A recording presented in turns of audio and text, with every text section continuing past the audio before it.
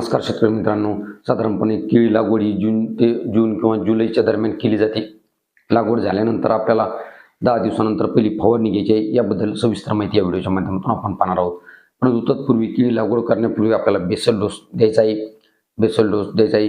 त्याचबरोबर प्रॉपर स्पेसिंगमध्ये उदाहरणार्थ 5x5 किंवा 6x5 वर आपल्याला लागवड करायची आहे.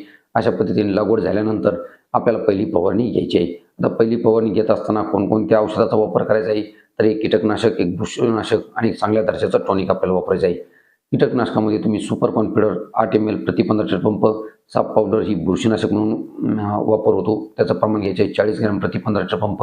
त्याचबरोबर इसाबियन 40 ml प्रति 15 लिटर पंप आणि एक चांगल्या दर्जाचं स्टिकर सुपर सिलिकॉन नावाने मिळतं, त्याचं प्रमाण घ्यायचं आहे 5 मिली प्रति 15 लिटर पंप. अशा पद्धतीचं कॉम्बिनेशन करून आपल्याला ही फवारणी घ्यायची आहे. अशा पद्धतीने शेतकरी मित्रांनो ही फवारणी करायची आहे. ही फवारणी का करायची, तर रस शोषक किडीपासून आपल्या केळीची सुरक्षा होण्यासाठी ही फवारणी करायची आहे. त्याच्यामध्ये मावा, तुडतुडे, फुलकिडे यांचा कंट्रोल होण्यासाठी आपल्याला सुपर कॉन्फिडरचा वापर करायचा आहे. त्याचबरोबर केळी लागवड करत असताना वेलवर्गीय पिकाची लागवड आंतर पीक म्हणून करू नये, की जेणेकरून व्हायरसचा प्रसार होणार नाही. धन्यवाद.